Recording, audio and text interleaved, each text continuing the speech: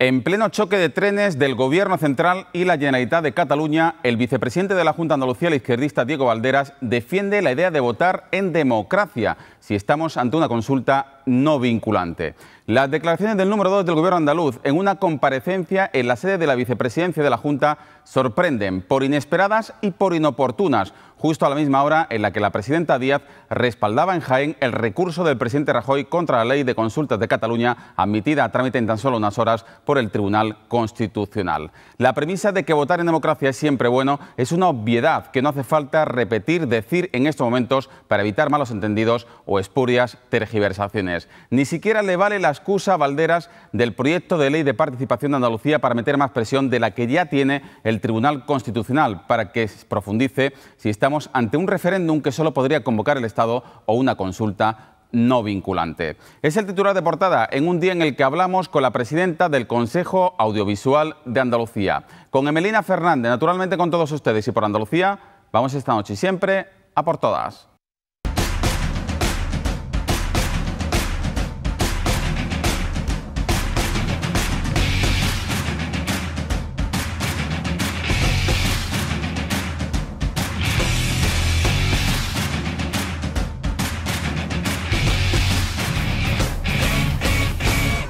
Buenas noches, andaluces. La presidenta de la Junta de Andalucía, Susana Díaz, ha respaldado el recurso del Gobierno central contra la ley catalana de consultas y la convocatoria del referéndum del 9 de noviembre. Ahora espera que el presidente Rajoy abra un proceso de diálogo con Cataluña.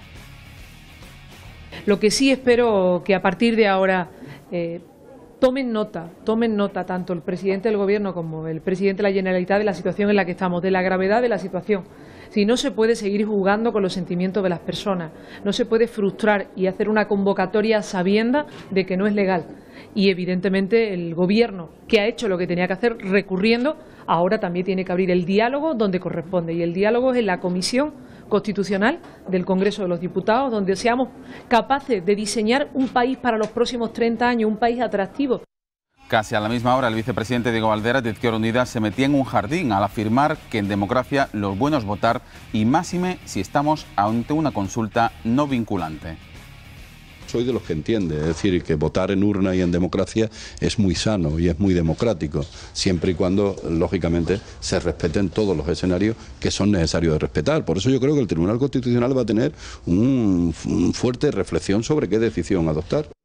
El Tribunal Constitucional, que ha suspendido cautelarmente al admitir a trámite precisamente el recurso del Gobierno esta consulta y este referéndum, la ley de consultas. En fin, atentos a las reacciones. Por lo demás, la Fiscalía zanja el debate jurídico sobre si la jueza Alaya puede seguir instruyendo a la macrocausa de los ERES mientras el Supremo no decida qué hacer con el caso. El Ministerio Público cree que una vez notificado al Alto Tribunal Español y que esté autorizado a la jueza por teléfono a seguir con la causa, no tiene nada más que decir. Al respecto, Emilio de Llera, el consejero de Justicia de la Junta, afirmaba esta mañana lo siguiente sobre la comunicación telefónica del Supremo a Ayala. Si ella lo dice, será así. Ahora, lo normal en las comunicaciones judiciales es que se hagan por escrito, no por teléfono. Es verdad que la ley dice que se podrá utilizar el método más rápido posible, pero añade, siempre que permita su constancia. Y claro, el teléfono permite lo que permite. Pero vamos, si ella lo dice, seguro que será así. A propósito de corrupción, Juan Manuel Moreno Bonilla, presidente del PP andaluz, acusaba a la cúpula socialista de lucrarse. Oiga, hay muchos militantes, muchos votantes del Partido Socialista que son absolutamente honestos. La mayoría de los socialistas son honestos, pero hay una cúpula del Partido Socialista que se ha enriquecido ilegalmente, ilícitamente. Estas declaraciones han llevado al PSOE andaluz a anunciar que estudiarán emprender acciones penales contra el líder popular. Este señor cree que todo es gratis, que se puede decir de todo, y no lo vamos a permitir. En cuanto que los servicios jurídicos vean la más mínima acusación a persona, a partido, sin ningún fundamento, pues seguro, tenga usted por seguro que posiblemente es el camino a lo que nos va a llevar, ir a los tribunales. Está hablando con una ligereza que ya sobrepasa, y todo no puede ser gratis, ¿no? En democracia, ni todo puede ser gratis para un portavoz de un partido como el señor Moreno. Por lo demás, la Junta de Andalucía reclama a la empresa minera Matsa, la que fichó a la hija del expresidente Manuel Chávez, que devuelva una subvención de casi 12 millones de euros que le concedió en 2009, porque ha comprobado que en el momento de la concesión de esta ayuda, la empresa ya había iniciado el proyecto, lo que contraviene la ley. El PP andaluz pide a la presidenta Díaz que abandone las medias tintas y dé explicaciones. La presidenta ha asegurado que se va a aplicar a Matsa los mismos parámetros de legalidad que a todas las empresas. En clave política, el PP debe resolver el futuro de sus 11 alcaldes a la par que diputados autonómicos, cargos incompatibles según el Tribunal Constitucional. El alcalde de Sevilla dijo que dejará el Parlamento. Hoy ha dicho lo propio el de Huelva e incluso el de Granada, José Torres Hurtado, está a favor ahora de la dedicación exclusiva de un alcalde. Parece claro que la mayoría seguirán en las alcaldías, aunque hay algunas dudas sobre Esperanza Oña, alcaldesa de Fuengirola, y sobre la secretaria general del Partido Popular, Dolores López Gavarro, alcaldesa de Valverde del Camino. Nada ha dicho el Partido Popular andaluz sobre el alcalde de La Guardia, Juan Morillo, quien hizo el siguiente comentario machista y cavernícola en un pleno sobre las faldas de las mujeres. Ninguna. Y cuando hay, usted sabe para qué lo utiliza. Para quitarlas, que es lo que hace el hombre. Para quitarlas, que es lo que hace el hombre. Cuando hay faldas, se utilizan para quitarlas. No para esconderse debajo. No para esconderse debajo. Usted no sepa qué lo utiliza.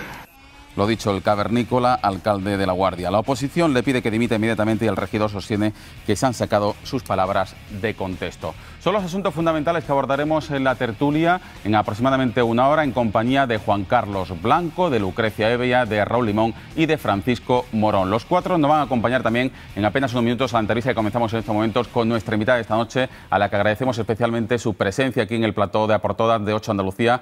Emilina Fernández, presidenta del Consejo Audiovisual de Andalucía, muy buenas noches. Buenas noches. Y muchísimas gracias por acompañarnos. Estuvo usted en el estreno de las emisiones, no solo de A por Todas, de 8 Andalucía, aquí en un debate interesantísimo con el subdirector de Canal Sur y otros compañeros de la profesión, pero hoy la queríamos tener como invitada para que contase a los andaluces qué es el Consejo Audiovisual de Andalucía y para qué sirve. Pues el Consejo es una institución independiente, es una institución que tiene una de extracción parlamentaria, es decir, es el Parlamento quien elige a los profesionales que conformamos el Consejo y sirve para velar porque los medios de comunicación, que son tan importantes en la democracia, los medios de comunicación cumplan con sus obligaciones y cumplan con el servicio que está encomendado, es decir, pues tienen una serie de funciones y nosotros velamos para que esas funciones se cumplan. Digo, por resumirlo en una frase. Vamos a hablar de algunas de las funciones, como por ejemplo velar por el pluralismo político en sus informativos. Ustedes emiten cada año un informe, del último año. Sí, lo emitimos trimestralmente. O sea que después hacemos uno anual que recoge todo los informes de los trimestres. Sí, ese es uno de los objetivos, es decir, velar por el pluralismo político de las televisiones públicas, que tienen una obligación constitucional, estatutaria, de ser plurales, porque están dirigidas a una sociedad que además se pagan con presupuestos generales o con los presupuestos de la comunidad o con los presupuestos de los ayuntamientos y tienen esa obligación ineludible, y lo quiero resaltar, que es ineludible.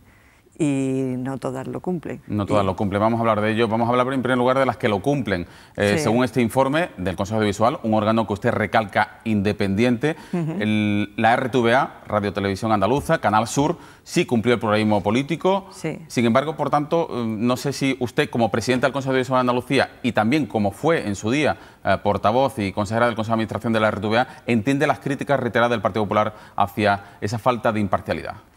Pues no son explicables desde el punto de vista del pluralismo, no tienen explicación porque los datos están ahí. Ya sabe el adagio que viene de Inglaterra, que los datos son sagrados, las opiniones son libres. Y los datos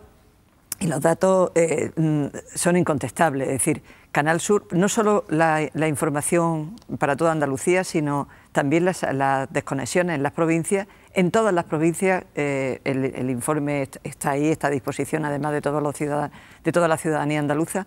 El Canal Sur cumple con esa obligación de pluralismo político. De hecho, algunas veces lo hemos puesto como ejemplo como una desconexión de Canal Sur en una provincia sí cumple con el pluralismo y de la televisión local no lo cumple, aunque no son comparables. Evidentemente no es comparable una televisión local con una televisión autonómica, pero las desconexiones en cuanto a la información sí podrían serlo. Y es una obligación, es decir, no hay explicación que nosotros aceptemos, porque no existe, por lo cual una televisión pública pública no cumpla con ese principio. Y también cumplen las desconexiones de televisión española en Andalucía, También. televisiones locales como en Granada y en Málaga, sin embargo, otras no. Otras no. ¿Siguen siendo las televisiones locales, las televisiones municipales, las públicas locales, un juguete, una herramienta que es utilizada al interés del partido político que gobierne? Algunas sí, evidentemente, algunas clarísimamente. Cuando en una televisión pública a la oposición, a toda la oposición, es decir, a todo lo que no sea el gobierno, le dan un 1,7% del tiempo que se dedica a la información, se lo da a toda la oposición en su conjunto, evidentemente esa televisión no está cumpliendo con la obligación que tiene de reflejar ese pluralismo que existe en la sociedad. Y ustedes les advierten, pero sin embargo no hay voluntad en muchos ayuntamientos de invertir la situación. No. Entonces, ¿cómo se resuelve esa situación? ¿El Parlamento debería implicarse más? Sí, de hecho el Parlamento se ha implicado y de hecho también ha hecho una proposición no de ley y ha aprobado una resolución mediante la cual le pide al Gobierno que se legisle con respecto a que se le dé al Consejo Audiovisual la capacidad para sancionar. Y la sanción no necesariamente tiene que ser pecuniaria, te quiero decir, no tiene que ser necesariamente una multa. Por ejemplo, en Italia, que tiene el Consejo Audiovisual italiano tiene esa capacidad sancionadora, lo que hace es que obliga a esa televisión, a ese medio de comunicación, lo obliga al mes siguiente o al trimestre siguiente a dar el tiempo que no ha dado si no ha cumplido con ese pluralismo.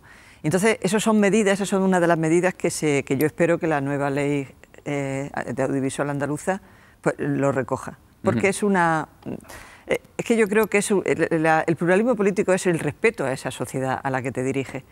Y estamos hablando de televisiones que son financiadas con los presupuestos del ayuntamiento, de la comunidad. Luego es que no hay explicación, no hay justificación. Ahora hablamos del proyecto de ley de audiovisual de Andalucía.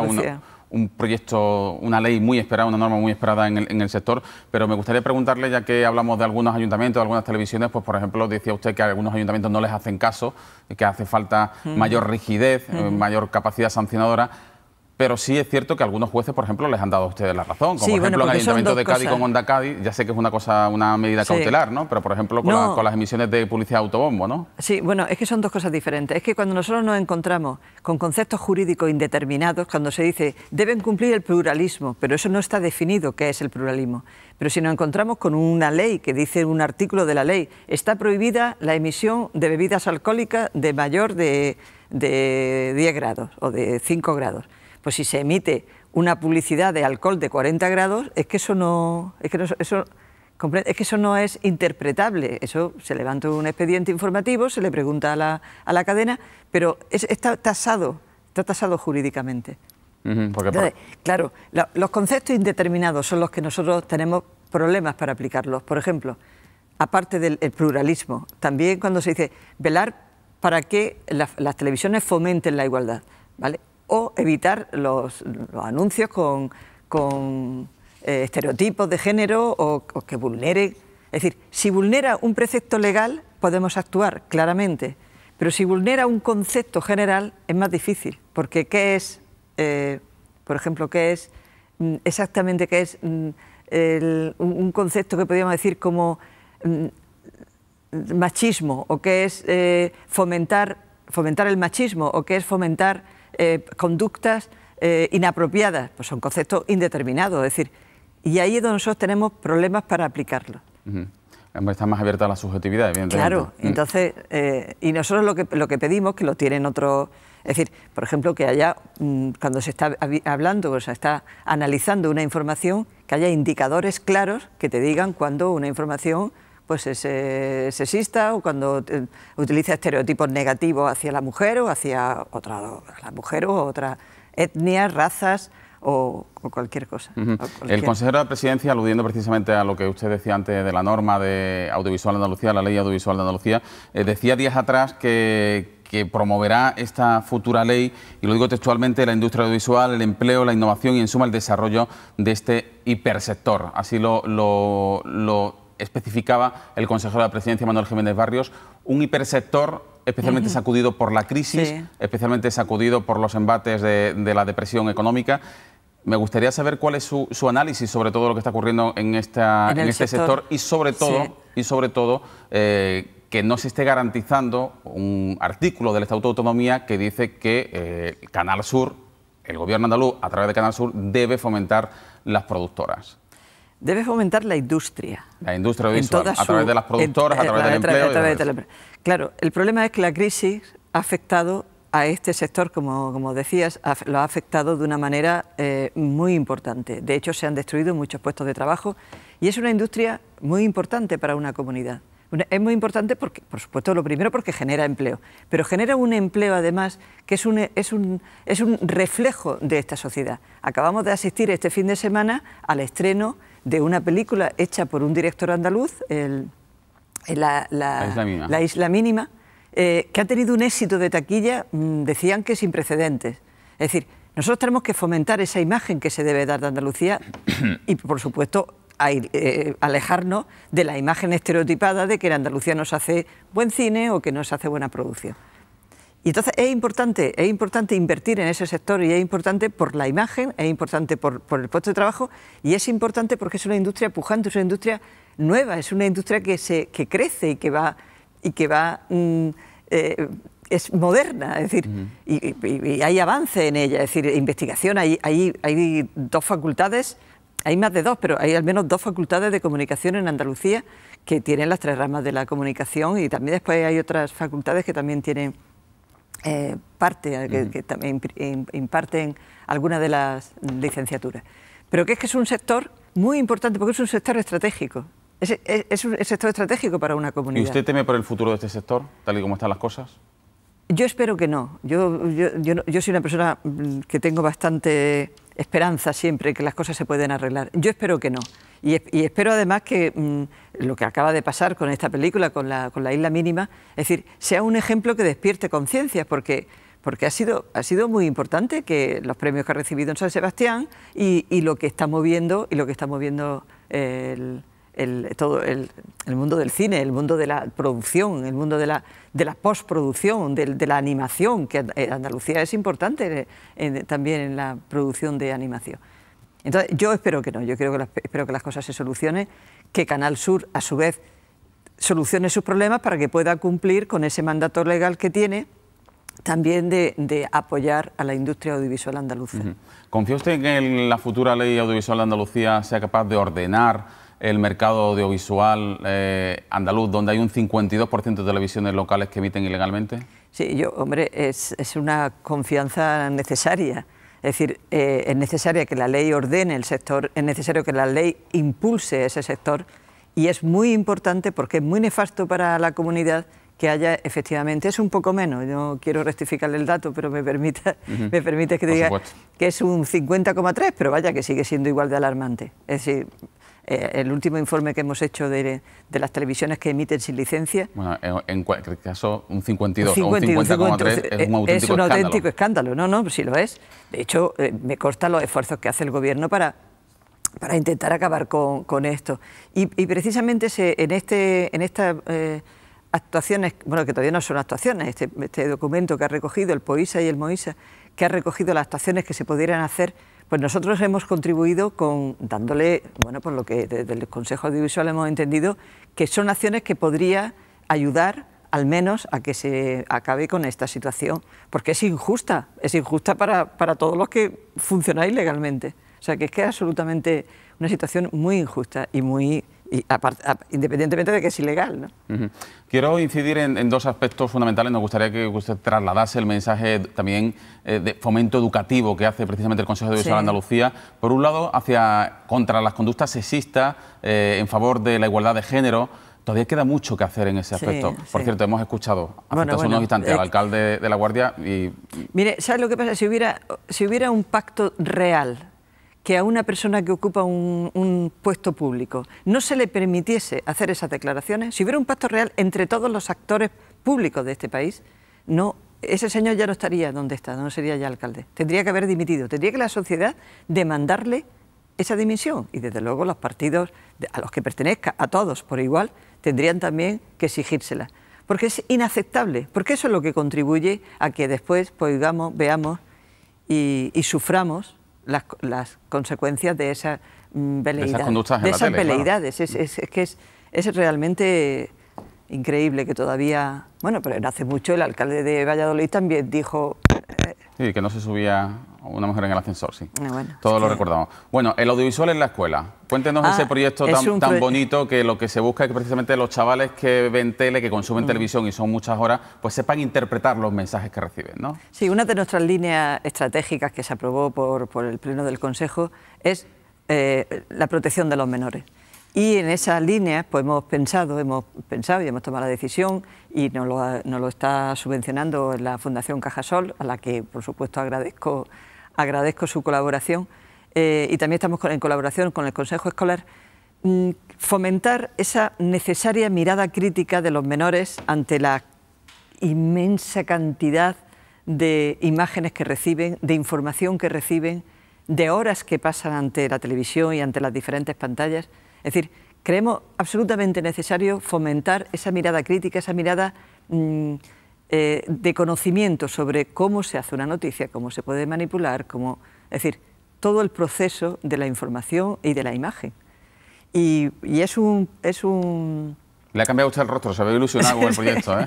Bueno, porque el otro es más serio, y no es que esto no sea serio, pero estamos hablando de menores y, hombre, me gusta el proyecto. Y estamos haciendo por toda Andalucía, lo hemos presentado en las diferentes ciudades de toda Andalucía. Y bueno, yo tengo esperanza de que sea un proyecto que sea bien acogido por los menores, por los jóvenes de la comunidad educativa. Bueno, permítame que nos volvamos a poner serios, porque me gustaría saber su opinión. ¿Qué le parece que se esté situando al Estado autonómico como el chivo expiatorio prácticamente de todos los males económicos de la crisis? Y se ha utilizado también eso como nudo gordiano para decir que hay organismos que no son necesarios, que son prescindibles, que tan solo gastan, y entre ellos se haya situado, la verdad que no en demasiadas ocasiones, pero sí alguna vez hemos escuchado que un órgano prescindible podría ser el Consejo Audiovisual de Andalucía. Bueno, yo no estoy en absoluto de acuerdo, yo soy convencida y defensora de la autonomía, y creo que ha sido muy beneficiosa para la comunidad andaluza, para la comunidad autónoma andaluza. Y con respecto a los órganos que a veces se hablan, mira, si usted lanza una campaña diciendo que un organismo es inútil, aunque se gaste un euro, ese euro es demasiado, si previamente está diciendo que es inútil. Pero claro, la pregunta es un organismo que existe, un organismo independiente que existe en todos los países de Europa, todos sin excepción, o sea, no hay una excepción. Existe hace muchos años, no es que exista hace 3 o 4, es una herramienta democrática de la que se dotan las sociedades, precisamente por la importancia que tienen los medios de comunicación, es decir, por la influencia que tienen en la sociedad. Y entonces es una herramienta de control democrático.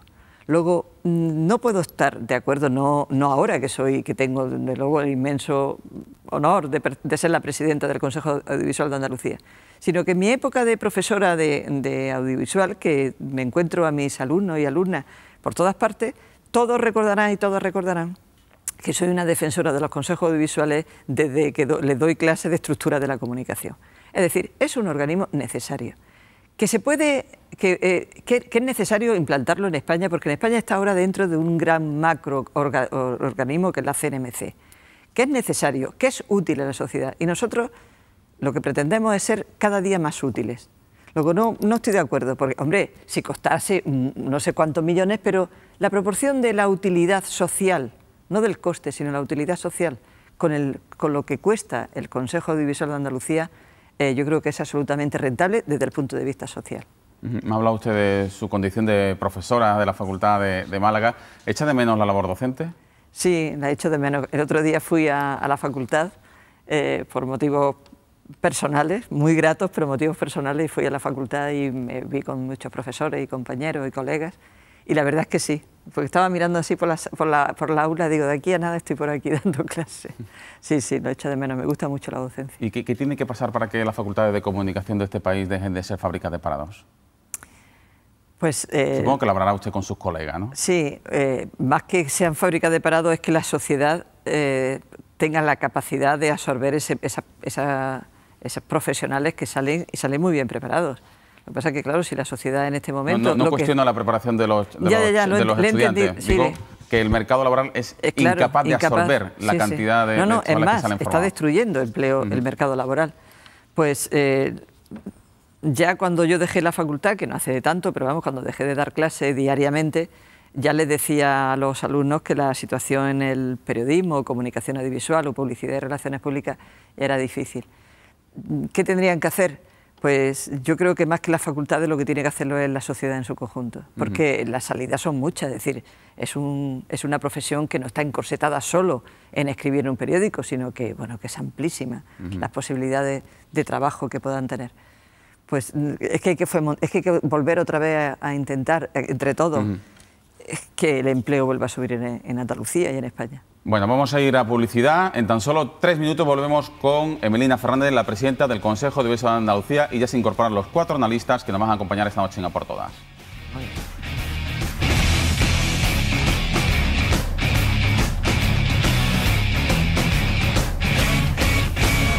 Estamos de vuelta en A por Todas en compañía de Emelina Fernández, la presidenta del Consejo Audiovisual de Andalucía, quien llegó al cargo en marzo de 2011. Son ya 3 años y medio. ¿Qué le han enseñado este periodo? Me ha enseñado muchísimas cosas, porque a pesar de que yo vengo de la universidad y soy profesora y doctora en la universidad, el análisis de una realidad continua como es, nosotros captamos lo que se emite en toda Andalucía todos los días. Entonces, el análisis que hacemos, los informes que hacemos, el trabajo que se hace en el Consejo es un trabajo que evidentemente solo se conoce si se está allí, ¿no?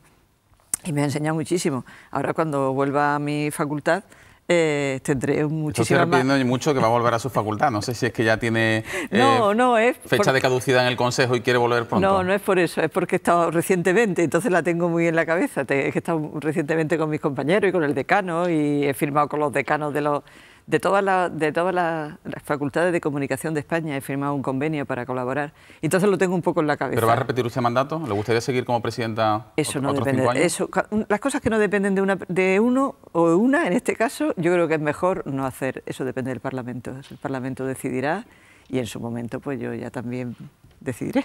Bueno, pues se incorporan a esta entrevista Francisco Morón, buenas noches. Hola, ¿qué tal? Buenas noches. Raúl Limón, ¿qué tal? Hola, bienvenida. Lucrecia Evia. Igualmente Juan Carlos Blanco, que se estrena esta temporada, la tercera de A por Todas. Emelina Fernández. Yo tengo muchas preguntas, pero por ir ordenando, bueno, todavía necesitan bolígrafo. Algunas son de las que ya se han hablado en el tramo anterior, pero yo voy a empezar por una que además es una preocupación casi personal cuando analizas la situación de la televisión. Yo sí observo demasiada impunidad o sensación de que hay cierta impunidad en determinadas cadenas de televisión que parece que le cuesta mucho menos pagar multas, y antes hemos hablado algo sobre esto, que seguir emitiendo determinadas programaciones, determinadas conductas. Entonces, yo lo que quiero saber es que después de esa experiencia de algunos años ya en el Consejo Audiovisual, si comparte esa sensación de que a veces hay una cierta impunidad y si esa impunidad ha hecho metástasis en todas las televisiones españolas. Sí, la comparto, claramente, la comparto porque esa impunidad lleva a que algunos contenidos sean absolutamente inapropiados y esa impunidad lleva a un dato que le he dado antes, que el 50,3% de las televisiones que emiten en Andalucía, fenómeno que no solo de Andalucía, que es un fenómeno que existe en las demás comunidades, sean ilegales. Entonces, y una cosa importante, son ilegales y además emiten programación que no está permitida. En horario infantil y en horario protegido emiten esoterismo, paraciencia, todo ese tipo de programación que está prohibido por ley, taxativamente, un artículo prohibida la emisión de programas de esoterismo y paraciencia. Entonces son dos cosas, es decir, y yo por eso decía que es muy necesario esos consejos audiovisuales en España, en las comunidades. Sí, pero la gente lo que reclama también es eficacia a la hora de luchar contra eso. Pero con las ilegales no es tan fácil, porque es que muchas veces no se sabe. Es decir, nosotros hemos ido hasta la Fiscalía de Menores, porque es que emitían programación todo el tiempo, programación de esoterismo y paraciencia, y fenómeno de paraciencia, en el horario protegido y en el horario protegido reforzado, que va de 5 a 8 de la tarde. Entonces, y la Fiscalía al final dictó una resolución diciendo que ellos no podían ir detrás de... Es decir, no se localizan donde se pone. Y si la cierra aquí, la abren aquí. Es decir, que entonces, claro que existe una cierta... ¿Cómo se arregla esa situación? Es decir... Tiene que ser varias actuaciones desde nuestro punto de vista. Nosotros hemos propuesto varias acciones. Desde luego, la primera es que antes de darle la señal, se le exija la licencia. Esa sería importantísimo. Usted no puede contratar si no tiene una licencia previa, si no me presenta. Cuando yo voy a contratar con cualquier sociedad anónima para que no haga un trabajo, a mí me exigen que esté al día en la seguridad social, es decir, me hacen una serie de requisitos. Pues ese sería uno de los. Otro, por supuesto, es que no se contratase publicidad en televisiones ilegales, es que eso, y a veces por parte de instituciones públicas, eso sería otra de las. Por supuesto, seguir con la acción de la justicia, es decir, y precintar, es que solo puede precintar un juzgado, solo puede precintarse con. Entonces, todas esas acciones tienen que ser acciones conjuntas y, desde luego, bueno, implicarse absolutamente la administración competente.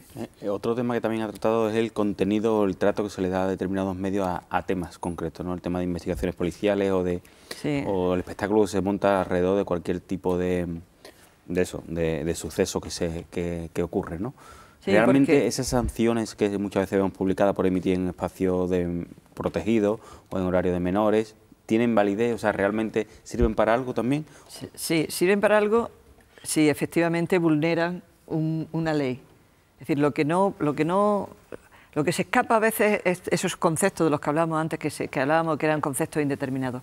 Pero nosotros hemos tenido con la Fiscalía, que tenemos una relación con la Fiscalía de Menores de aquí, de Sevilla, de Andalucía, tenemos una relación estrechísima, y cuando hay temas que afectan a menores, por ejemplo, cuando se dan las imágenes, hay una colaboración total y absoluta. Es que eso no es tan difuso, claro. Claro, es que eso ya no es. Sí, pero el relevar datos, o sea, el dar a conocer datos de una investigación o emitir imágenes de un sospechoso antes incluso de la acción policial o ese espectáculo que se monta alrededor de una familia que ha visto cómo su hija ha sido o su hijo ha sufrido algún tipo de suceso.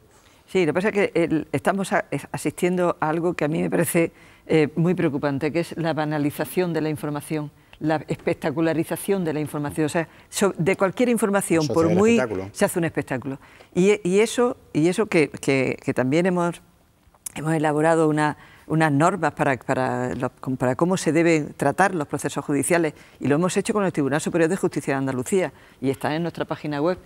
¿Qué pasa? Que algunas televisiones, y en esto tengo que decir que las públicas lo hacen muchísimo mejor que las privadas, pues son más sensibles al tratamiento que las privadas. Y claro que tenemos muchas quejas de cómo sí, pero muchas veces parece que a la televisión privada le merece la pena pagar esa multa, pero poder tener más ancha para poder emitir lo que quiera, que empiece a no compensarle. Porque le acaban de poner una multa a Tres Media y a Telecinco, le acaban de poner una multa importante que ya se la ha puesto el organismo, la CNMC, que hace meses que está funcionando, y ya ha empezado a actuar contra. Especialmente han empezado, bueno, que no está mal, pero han empezado con el tema del horario protegido de menores. Por lo menos, bueno. Pero es que el horario protegido es el más desprotegido de la historia. Claro, porque es que es un horario que no se protege. Claro. Pero que es un acuerdo, porque hay otra cosa que, aunque suene un poco fuerte, pero me vaya a permitir que lo diga, es que no la autocensura, pero el autocontrol no ha funcionado en España. O sea, no funciona. Tú tienes que tener una norma, no ha funcionado. Ese convenio que se firmó, que fue voluntario, las televisiones se adhirieron a él, es decir, para proteger a los menores, horario protegido, y después son las mismas televisiones quienes tienen que cumplirlo y son las que lo incumplen. Pero no hay un organismo. Ahora ya he dicho que sí, que ha empezado a actuar y con contundencia. Yo espero que siga en ese camino. En el tema de género...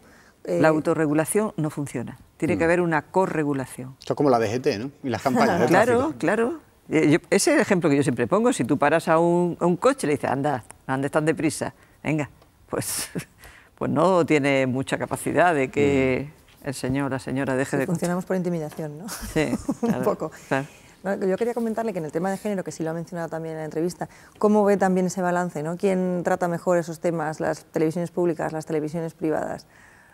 Hay menos diferencia. Es decir, esos datos, que son unos datos que nosotros precisamente los analizamos para que se puedan corregir, esos datos nos dan que la mujer, la voz de la mujer, la voz de las mujeres en la información es aproximadamente entre un 25 y un 30% del tiempo de voz de la información. Pero es que ese análisis coincide con uno que ha hecho Francia o coincide con uno que ha hecho el Consejo Audiovisual Catalán. O sea, que son datos que no es... Por eso digo que no son cosas de aquí, de Andalucía, sino que se da en todas partes. Pero ¿qué ha pasado? Que inmediatamente que han dado esos datos al Consejo francés, inmediatamente las televisiones han hecho una declaración diciendo que van a intentar llegar y subir. Pues eso es lo que tenemos que hacer. Es decir, si ya tenemos los datos de lo que se emite o de lo que se ve en España, en Andalucía, pues tenemos que intentar corregir. Porque esa declaración de intenciones aquí no se ha dado, ¿no? Bueno, sí se ha dado, porque se ha firmado, he visto, lo he leído en los medios, que se ha firmado un acuerdo con Canal Sur, que en este momento, claro, es la televisión autonómica pública que tenemos, precisamente para fomentar la participación. Lo ha firmado con el IAM. Sí, pero que hay que estar encima, porque los datos de este año, que los presento la semana que viene, o en un par de semanas, que ya están prácticamente terminados, pues nos dan muchos titulares, y si queréis uno, pues de 100 deportistas entrevistados, solo 2 son mujeres. Y acabamos de tener, acabamos de ver la campeona del mundo, ¿no? Y el tema de los Juegos del Mediterráneo, los Juegos del Mediterráneo, las nadadoras. Es decir, claro. Entonces, en el deporte, si la invisibilización de la mujer es importante, en el deporte ya es que es alarmante. Y con respecto al tema de género, si hay algo que a mí me llama la atención y que me gustaría saber si se puede corroborar con datos o no, cuando se trabaja con jóvenes sale siempre la idea de si están recibiendo por parte de las televisiones, que es su instrumento, digamos, de consumo junto a las redes sociales básico, determinados modelos de conducta, estereotipos en las televisiones que al final conducen precisamente a una sociedad donde el hombre es casi el macho alfa de la manada. Claro. Es decir, yo quiero saber si eso es una impresión que se puede tener de que eso está pasando. Eso no es una impresión, eso es una realidad absoluta. De ese 25-30% del tiempo de voz de la mujer, si lo analizas, ¿de qué habla? Habla de los temas que han estado relacionados históricamente con el trabajo de la mujer. Es decir, cuidadoras, educadoras, y cuando se habla de ciencia, de tecnología, incluso de política, es decir, en política es donde sube un poco más, porque precisamente por la participación de la mujer en los temas políticos. Pero cuando se habla de ciencia, tecnología, deporte, como he dicho, ahí ya ese dato es... La televisión en ese sentido es una prueba de ese techo de cristal, ¿no? Claro, es que lo que está es fomentando además ese rol que se le ha adjudicado a la mujer. Si cuando se habla de de cuidados en general, de la ley de dependencia, de cuidados en general, son voces femeninas. Pero yo hablaba también, por ejemplo, series de televisión, donde esos modelos de conducta entre los jóvenes pueden terminar casi sacralizándose. Claro, igual que han utilizado algunas veces estereotipos absolutamente negativos de la imagen andaluza, de los andaluces y las andaluzas. Y ha habido resoluciones del Consejo diciendo que, y dirigiéndonos a esos operadores o a quien lo haya emitido, por esos roles y por esos estereotipos que se le adjudican a la mujer o en este caso por cuestión de procedencia. Un tema que nos preocupa a todos, porque lo tenemos que tratar habitualmente y muchas veces nos asaltan dudas sobre si el tratamiento que estamos haciendo es correcto, que es la violencia machista. ¿Se corre el riesgo de banalización por saturación de información o se debe informar de forma permanente con una serie de criterios? ¿La televisión ayuda o la televisión perjudica? ¿Cómo lo estamos haciendo?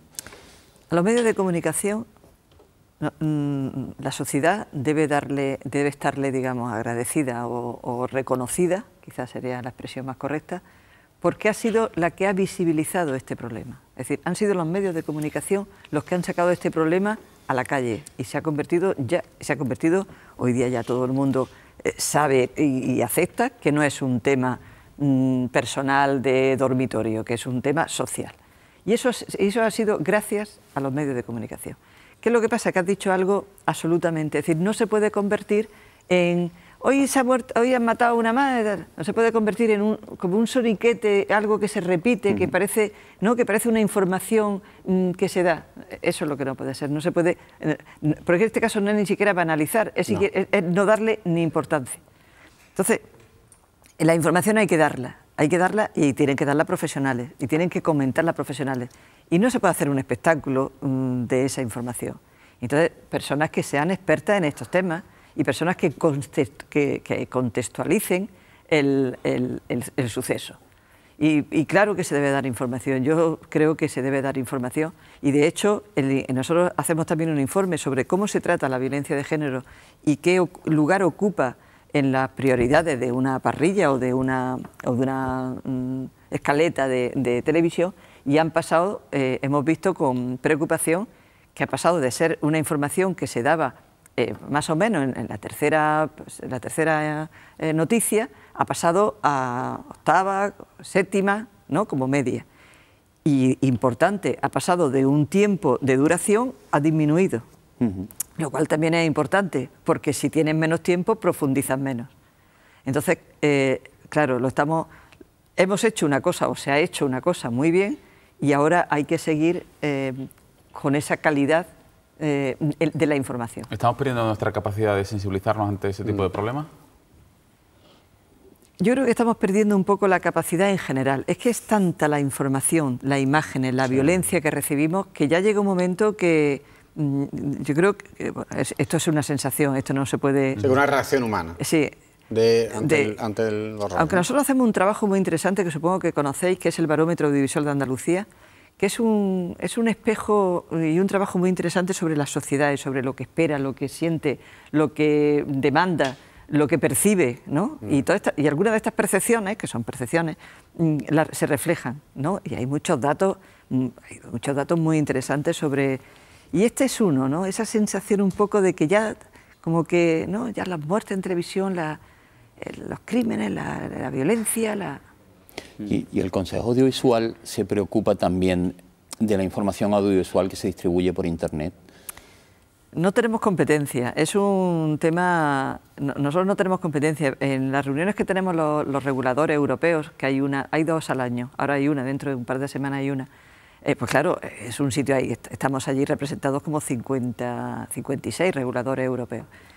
Y claro, los reguladores que sí tienen la competencia en Internet, claro, te hacen ver que realmente hay una parte muy importante, sobre todo no de los menores, pero de los jóvenes, claro, que ya están abandonando el soporte más tradicional y se van y ahí entra de todo, ¿no? Y ahí entra de todo.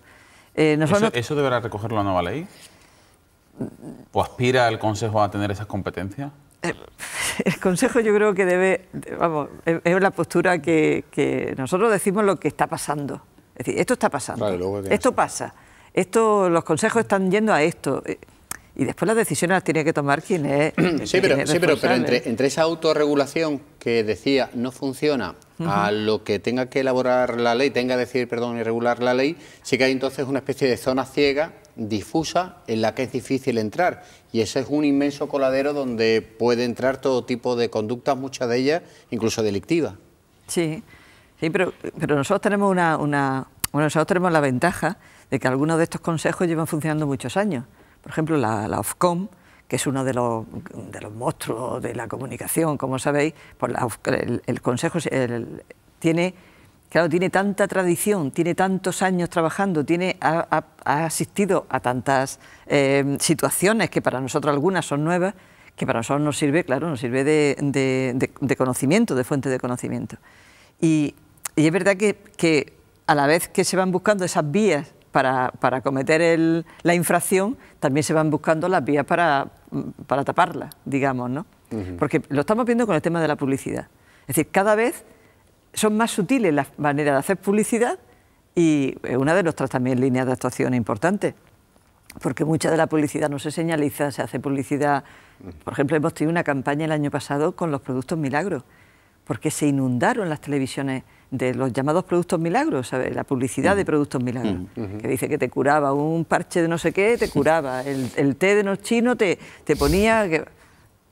Y bueno, tuvimos, no sé, con más de 60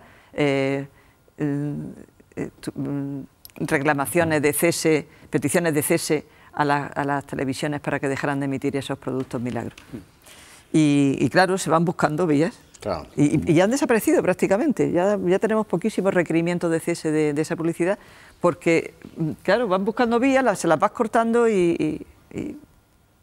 pero vaya que hay que estar en ello. Y si no estás, como decía Fernando, si no estás, pues no puedes hacerlo. Claro. Antes ha hecho una defensa, o ha hablado, o ha apuntado a la necesidad de los medios públicos pero también habría que ver esa utilización política que se realiza de esos medios públicos y esa información adulterada que muchas veces llega al ciudadano, ¿no?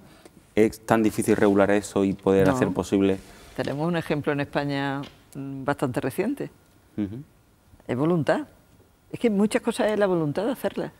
Es decir, Televisión Española ha sido durante años, años, modelo y le han dado el premio internacional al mejor informativo del mundo, por encima de la BBC, por encima de la RAI, por encima de... El mejor informativo del mundo. Es que eso es muy fácil, sostener voluntad de hacerlo. Si no se tiene voluntad, pues no se puede. Y sostenerla en el tiempo. Y sostenerla, pero se sostuvo muchos años. Sí. ¿Y cómo valora ahora la situación de RTV? Meses y meses, siendo líderes de audiencia los informativos de Televisión Española. Pero años, no puedo decirle ahora si fueron...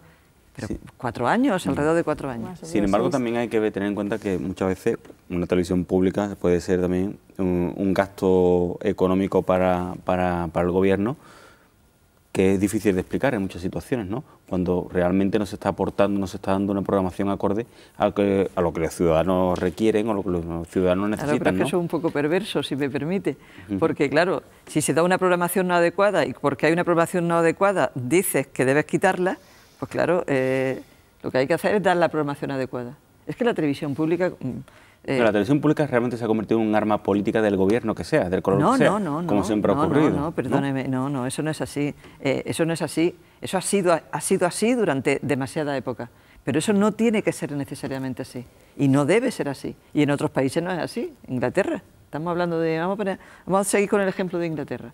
Sí, pero si me evalúa, por ejemplo, las televisiones locales de Andalucía, ¿me dice realmente que el nivel de pluralismo político se cumple? En algunas sí, y en otras no. Luego, la mayoría. Estoy diciéndole que un análisis general que hay que realizar en Andalucía. Claro, pero si nosotros analizamos las 8 no, porque Córdoba no tiene, pero analizamos las 7 provincias, analizamos Estepona. Estepona ha sido un caso concreto de un trimestre por una queja ciudadana, pero también hablamos de Estepona. Fuengirola y por aquí, espera, por ahí.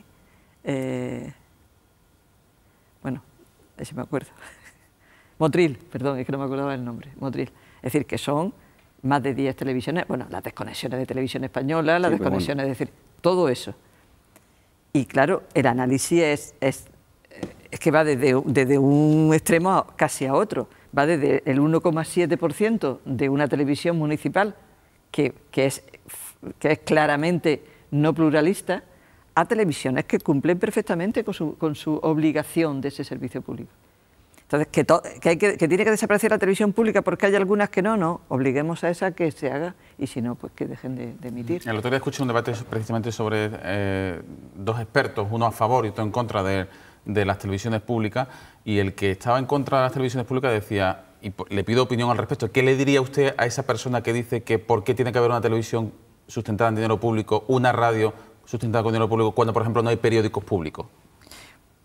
Ahora mismo la razón básica es porque más del 80% de la población, más del 80%, se informa casi en exclusiva de los medios de comunicación audiovisuales. Porque hay una parte de la población importantísima que no accede a otro entretenimiento que no es lo que le da la televisión. Porque hay una parte importante de la población que no lee periódicos. Entonces, toda la información que recibe, todo su mundo de conocimiento, viene a través de los medios audiovisuales.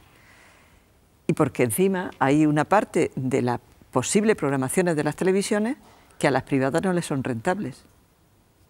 Temas culturales, emisión de programas de cultura, de debate, de los que no son rentables económicamente, no socialmente. Entonces, esos son argumentos suficientes para que un país tenga una televisión pública. Tenga una televisión pública porque tiene la obligación de informar. Es una obligación de informar con veracidad, de informar con pluralismo, de informar a la sociedad de lo que está pasando. Pero tal vez sí haya faltado un mayor consenso o un cierto acuerdo más generalizado social sobre qué modelo de televisión pública, qué definición y también qué dimensionamiento de televisión pública. Sí, pero ¿sabe qué pasa? Que nosotros somos Somos herederos, somos herederos de lo que somos. Cuando en España se estaba aprobando el primer estatuto de Radiotelevisión Española que democratizaba la televisión en el año 81, en Francia estaban creando ya el Consejo Audiovisual francés, que era como otro paso más de control de esos medios audiovisuales. Y aquí, claro, es que nosotros teníamos censura hasta el año 76. Es que nosotros tuvimos una televisión única hasta que irrumpieron las privadas en el 91. 89. Sí, pero empezaron a emitir después. Sí. La ley me parece que es del 90. Y empezaron a emitir. Es decir, que nosotros tenemos un recorrido que no hemos recorrido. ¿Usted cree que está garantizada la participación del usuario en las televisiones? Sí, debe estar participada. Es decir, ¿pero lo está ahora mismo? No. Es decir, el derecho de acceso es un derecho de la ciudadanía y nosotros estamos precisamente, hemos hecho una resolución para que las televisiones, instando a las televisiones a que precisamente elabore ese derecho de acceso de la ciudadanía. Emelina Fernández, ha sido un placer. Muchísimas gracias. Gracias Buenas noches por acompañarnos. Ha sido para mí un placer estar con vosotros. Venga, volvemos en 3 minutos y analizamos la actualidad en compañía de Francisco Morón, de Raúl Limón, de Juan Carlos Blanco y de Lucrecia Hevia.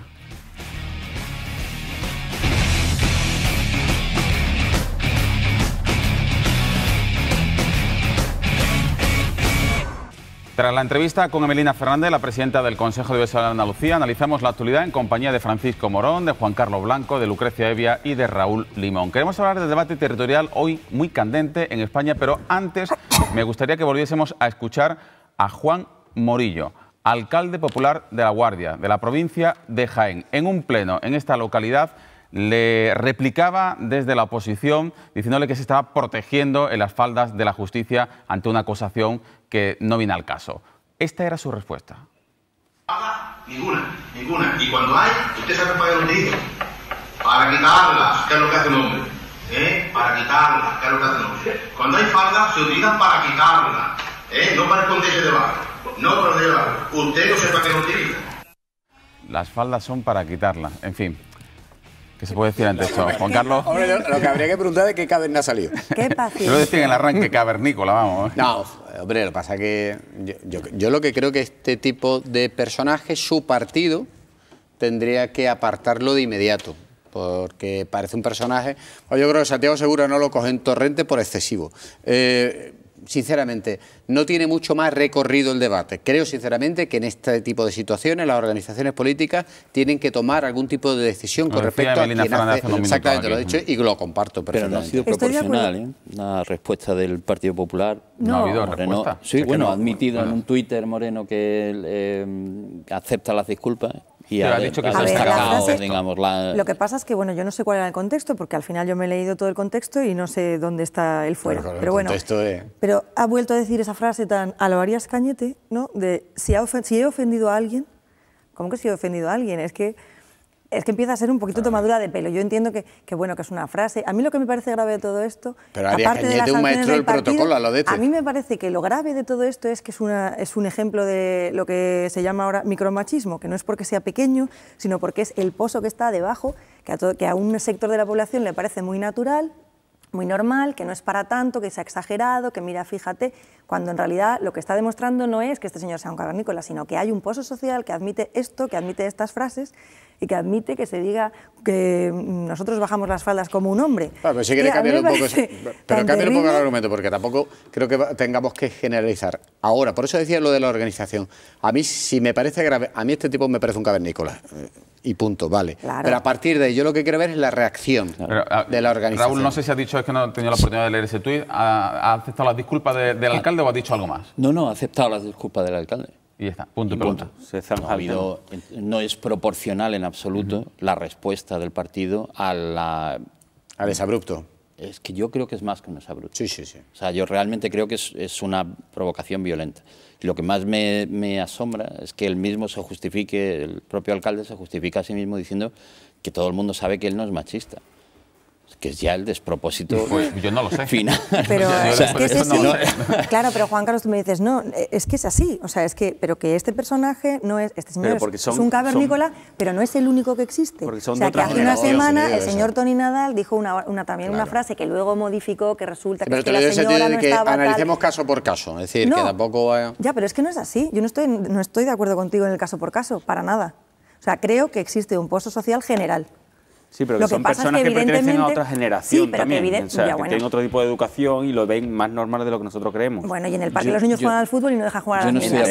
No estoy de acuerdo con eso. Es que yo creo que hay una nueva generación que está retomando y reviviendo el machismo. Sí, por eso preguntaba antes a Melina Fernández sobre las series, porque las series también es verdad que sacralizan, decía antes, esa imagen del macho alfa. Algunos protagonistas que son tan queridos y seguidos por las adolescentes y los adolescentes representan valores que no son los que uno se imagina en alguien joven con 18, 20, 25 años. Es que sería genial que fuera un caso aislado. Y en realidad, si fuera un caso aislado... pero yo digo que no sea caso aislado. Si fuera un caso aislado, en realidad nos reiríamos bastante del personaje porque me parece que es hata cómico, ¿no? Sí, no, pero lo digo en sentido, Lucrecia, pero, un poco en la línea lo triste de es que no es así. Lo que dice Paco, vale. Pero no es así, pero todos los casos que salen son de unos políticos de una cierta edad, en un cierto ambiente. Y bueno, y nos recordaba Melina Fernández, el alcalde de Toledo también, ¿no? ¿Y el de Valladolid? Sí, Valladolid es experto en... El de Valladolid, un caso patológico ya, ¿eh? Porque no ha parado de decir una y otra, y la última fue lo del ascensor, bueno, si me encontraron a mujeres... Te voy a contar el caso de un personaje, y esto sí es un personaje, esto es un personaje que es un chaval de 20 y pocos años que hace cursos de seducción. ¿De verdad? 20 y pocos. Eso no es la generación de este alcalde. Y seguido por una troupe de gente que me parece fantástico. Ah, lo que dice Raúl, en lo cual en esos cursos tan bonitos explica que las mujeres en realidad no sabemos lo que queremos y los hombres están allí para que nos lo digan. En la organización. Entonces, no es una cosa puntual, no es una generación, no. Es una tela que es muy difícil, o sea, yo creo que es una telaraña, que todos estamos trabajando por ello y además creo que cada vez nos damos cuenta de más yo creo que cosas. Melina Fernández decía un ejemplo muy sintomático que puede venir al caso. Cuando tú, un guardia civil, para un conductor y dice, venga, no corras tanto, ahí está, pues ya está, pues lo mismo la vez. Pero si el partido le dice, venga, no lo hagas. Fernando, ¿no? lo que ha comentado Raúl, es que seguramente, ya no digo por lo que haya dicho Juan Manuel Moreno Borilla, pero sí sobre la decisión que haya podido tomar, que no ha tomado el Partido Popular con respecto a su alcalde, que no es proporcional. El día en que un alcalde se juegue el puesto por decir lo que ha dicho, como ha pasado con el alcalde de La Guardia, o lo que pasó con el alcalde de Valladolid, que ha pasado en reiteradas ocasiones, si ese hombre lo apartan del cargo, te aseguro que otros se morderán la lengua antes de decir barrabasadas como la de este señor. No quiere decir que no lo piensen. Bueno, pero una cosa que lo puede pensar, me parece muy grave que lo verbalice en un pleno y le dé carta de naturaleza. Y siendo alcalde, además, que claro, es que eso es gravísimo. Ese señor en su casa puede ser ya te digo, puede seguir todas las películas de Torrente. Pero lo que no puede ser un personaje público, una persona pública, un dirigente, puede tener esa actitud que es una falta de respeto a todas las mujeres de Andalucía y es que no debería durar ni un minuto más en el cargo. Es que un pleno es la representación de su pueblo. Claro. Es decir, ni siquiera es un acto individual que alguna vez se ha reprochado que en un comentario individual se haga, ¿no? Pero es que en esta ocasión era respuesta a otro partido político. Que yo creo que el caso es realmente grave, ¿no? Bueno, además es que en todas las circunstancias, no hay por dónde cogerlo, ¿no? Sin lugar a dudas, no hay por dónde cogerlo. Bueno, vamos a cambiar de asunto. El que queríamos traer a portada de la tertulia tiene especial gravedad, pero también queremos poner el acento en el debate territorial en España con ese choque de trenes entre el Gobierno central y la Generalitat catalana y las reacciones que se han producido en Andalucía. Prácticamente a la misma hora, en Segura de la Sierra, la presidenta de la Junta de Andalucía aplaudía, respaldaba el recurso del Gobierno a la Ley de Consultas de Cataluña y al referéndum del 9 de noviembre, por cierto, admitidos a trámite por el Tribunal Constitucional, que ha suspendido cautelarmente ese referéndum y todos los preparativos. Y en la sede de la vicepresidencia de la Junta de Andalucía, el vicepresidente Diego Valderas decía que en democracia lo bueno es votar y que el Constitucional lo que debía dirimir es si estamos ante un referéndum que debe convocar en exclusiva el Estado español o una consulta no vinculante que, por tanto, a su juicio, debería requerir el voto de los ciudadanos. En fin, se ha metido en un fregado, en un jardín. Un verdadero jardín, ¿no? En mi opinión, no sé cuál es la vuestra. Bueno, pero Izquierda Unida siempre ha estado a favor de la posibilidad de que los ciudadanos acudan a las urnas y que se vote todo y dentro de una legalidad. O sea, no estamos hablando de que Diego Pero Valderas dentro de la legalidad se haya tirado ahora al barro como Juan Manuel Sánchez Gordillo, ¿no? Que apoyaba la autodeterminación. Pero que realmente no ha cambiado su discurso. Lo que pasa es que nos choca más porque pertenece a un gobierno en el que se está defendiendo otras tesis. Y bueno, y ahora parece que queda mal el decir que debe de tener un pueblo el derecho a poder votar. Otra cosa es qué validez tenga o qué significación se le dé. O sea, ahí es donde está el debate realmente. Pero en cierto modo yo creo que Izquierda Unida no ha cambiado ahí su postura. Pero estamos hablando de lo que decía antes Raúl. Es que el alcalde lo dijo en el Pleno, el lugar de representación del municipio. Y este hombre ha dado una convocatoria pública de prensa, y hay que ser muy respetuoso con la forma, en la sede de la vicepresidencia de la Junta de Andalucía. No hablaba Izquierda Unida.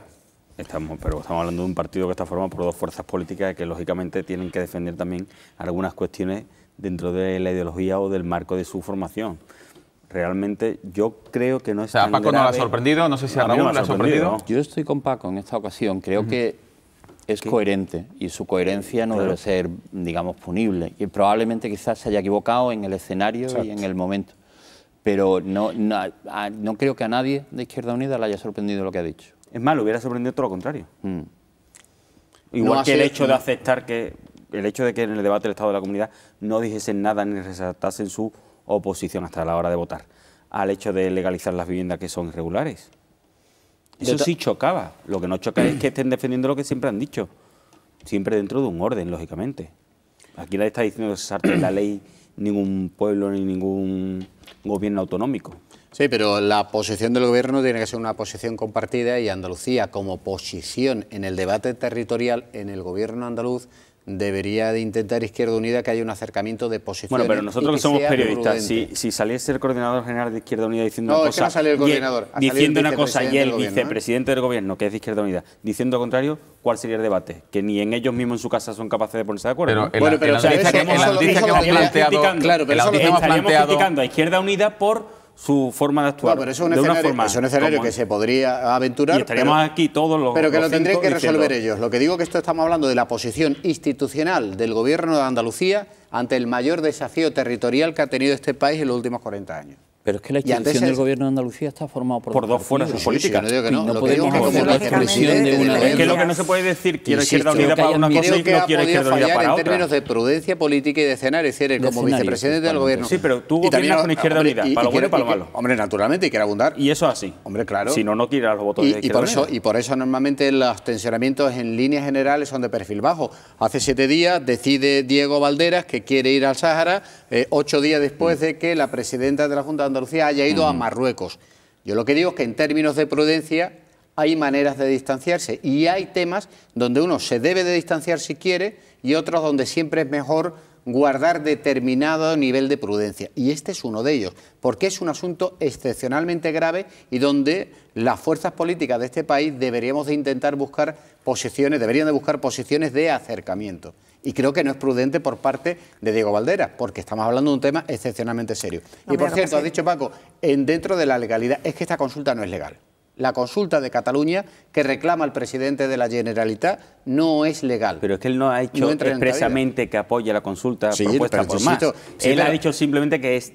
Sí, pero lo que digo es que, claro, y yo soy partidario de que nunca llueva. Es que yo creo que estamos elevando la frase de Diego Valderas más allá de lo necesario. A todo esto me parece un debate menor. Es decir, que el debate está en lo que está pasando.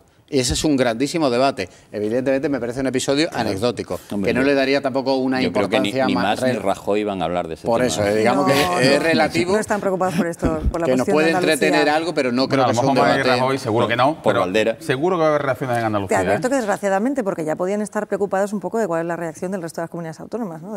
Pero creo que no les preocupa nada. Y en realidad estamos en un punto en el que es de aquellos polvos estos lodos, ¿no? Como se suele decir. Y si hubiera habido un acercamiento previo, si el señor Rajoy se hubiera sentado con el señor Mas, si el señor Mas se hubiera sentado con el señor Rajoy, si todo esto hubiera sido todo mucho más democrático, racional y razonable, no hubiéramos llegado a este extremo de órdago a la grande, ¿no? Me da a mí la impresión. Yo tengo cierta duda, porque hombre, el órdago, yo creo que el órdago lo han querido hacer y lo están haciendo. Y que poco se podía hacer frente a ese órdago. Otra cosa... Hombre, yo creo que se podía haber evitado, Por eso, espera. yo creo que sí se pueden abrir otros escenarios, pero creo que ese escenario hay que abrirlo después de decirle que no. Es decir, que también hay que dar una respuesta contundente, consensuada y acordada por al menos las dos fuerzas políticas mayoritarias ante un desafío a la legalidad. Claro, pero que quizás ahora es un poco... A partir de ahí... A renglón seguido decía Susana Díaz, diálogo, gobierno, Cataluña. Claro. Ahora bien, yo os pregunto, ¿ese diálogo en qué dirección debe ir? Porque, sobre todo, hombre, es que tiene que haber en Andalucía siempre ha habido mucho recelo a que se intente enfriar las ansias soberanistas catalanas con ciertas prebendas que pueden ir en perjuicio de nuestra comunidad. Hay dos cosas que son claras. La primera, que hay un marco constitucional y un proceso que es legal, que es el proceso constitucional, convocatoria de una comisión constitucional en el Congreso de los Diputados. Y en ese escenario es donde empieza a dirimirse la discusión. A partir de ahí, en la última reunión que mantienen Mas y Rajoy a finales de agosto, se llega al acuerdo de negociar 23 reivindicaciones de Cataluña que no tienen nada que ver con la financiación, perdón, con la independencia y sí con la financiación. Sí, pero que llevamos año y medio con esto y en realidad Cataluña es una estrategia que ha utilizado bastante, asustar un poco con el tema de la independencia para obtener una serie de beneficios. Me parece legítimo, me puede parecer mal, pero legítimo. Pero ¿estás seguro de que solo es eso? Pero que llevamos un año y medio con esto y en realidad yo sí creo, aunque sea política ficción, que cuando si hubieran gestionado bien las cosas, si hubieran encontrado una tercera vía de diálogo, o sea, porque evidentemente... Hombre, si se puede legalizar una participación una manera legal de participar, exacto. Te hubieras evitado todo este paseillo de Mas que se ha pegado, un paseillo estupendo, que ahora es el salvador de la patria catalana, y yo creo que se hubiera evitado. Y creo que además ha sido un error del Gobierno central, o sea que, y en eso Susana también reclamó en su momento, señor Rajoy, siéntese a arreglar esto, que esto es importante, y el otro saliendo por el garaje. También se dijo desde diferentes comunidades autónomas, vamos a ver, el tema territorial igual lo tenemos que hablar un poquito entre todos, esto no es Estado de Cataluña, sino que igual podemos participar todos y aportar nuestra opinión. Yo estoy de acuerdo y eso en nunca eso, se ha hecho. pero el escenario es el en el que estamos ahora mismo. Está claro.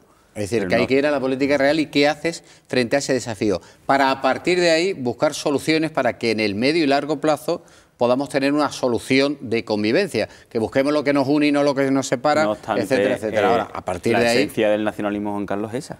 O sea, tú al nacionalismo nunca le vas a quitar argumentos, ni vas a ser capaz de dejarlo sin nada, ni una vía la que presentar. No, digo para ellos, porque es su forma, es que si no, no tiene esencia, no tiene sentido que exista. Si tú desde el Estado empiezas a darle soluciones o a aportar vías de solución a aquellas cuestiones que ellos quieren ir radicalizando, no tendría sentido que existiese el nacionalismo, perderían sus votos.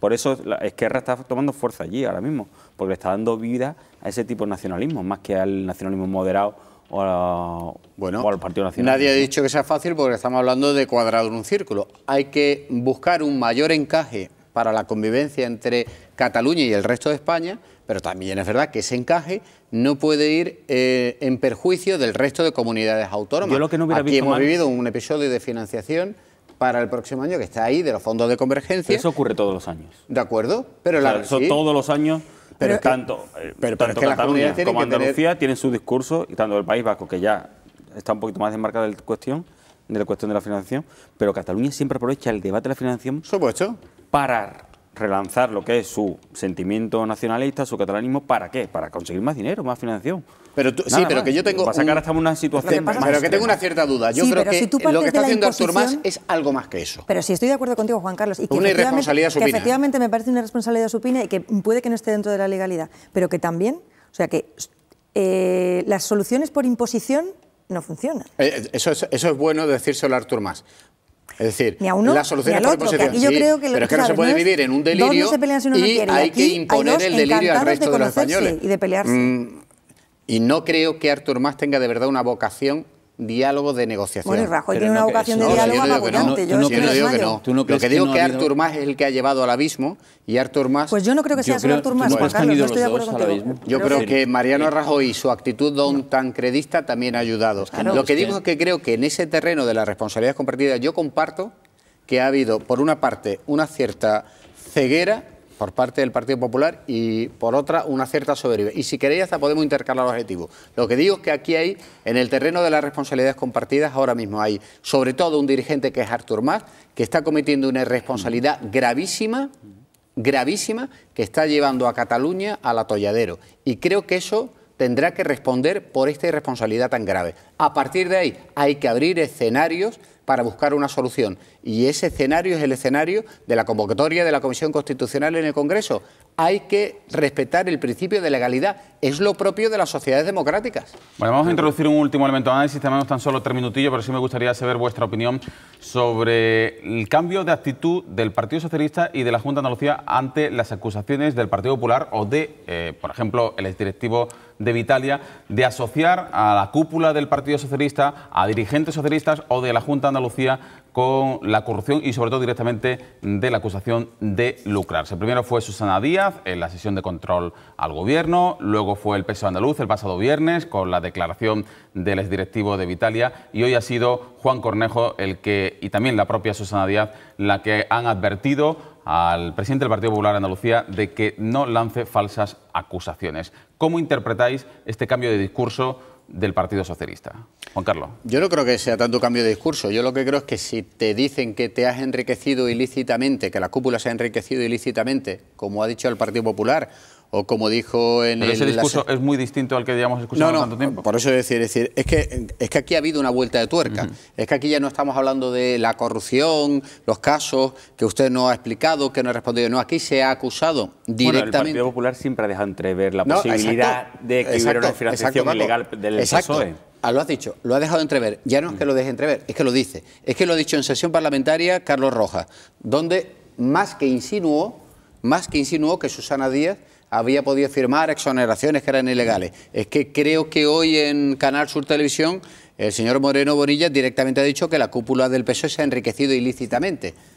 Pues yo lo que digo es que si uno dice que se ha enriquecido y lo dice sin prueba alguna, yo puedo entender que un dirigente político al que le acusa nada menos que de un delito de corrupción sin prueba pueda decir, mire usted, esto ya pasa del debate político y yo voy a ir a los tribunales y voy a defender mi honor. ¿Por qué? Porque lo que no es normal es que uno pueda decir la mayor barbaridad del mundo y diga, es que esto es un debate político. Claro que es un debate político, pero hay determinadas reglas del juego. Y una de ellas es que no se acusa de un delito sin tener pruebas. Y eso lo ha hecho el Partido Popular. A ver, Raúl, es que la judicialización beneficiaría a quien acusa.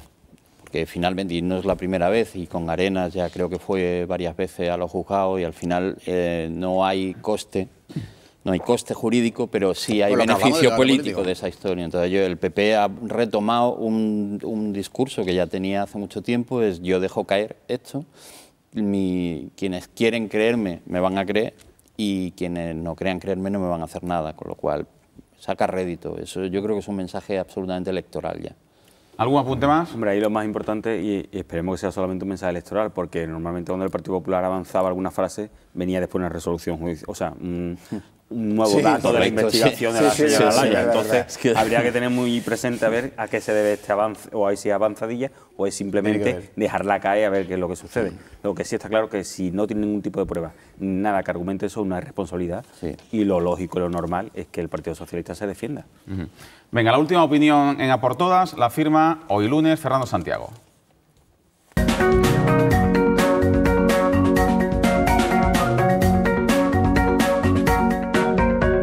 Los mecanismos del Estado se han puesto en marcha para frenar la barbaridad del referéndum secesionista de Cataluña. El Consejo de Estado, el Consejo de Ministros, el Tribunal Constitucional, todos conforme a la legislación democrática española han puesto en marcha los mecanismos previstos por la ley y por la Constitución para impedir que la Generalidad de Cataluña lleve a cabo el atropello que supone un referéndum absolutamente ilegal, un secuestro de la soberanía nacional por parte de un gobierno autonómico. Es una locura ante la que se han puesto de acuerdo los dos grandes partidos españoles, el Partido Popular y el Partido Socialista, lo cual nos reconforta ante un reto al Estado de esta magnitud, ante esa barbaridad que consiste en quitarnos a todos los españoles el derecho que tenemos a decidir sobre si se independiza una parte de Cataluña o no, y por lo tanto se modifica el artículo 2 de la Constitución.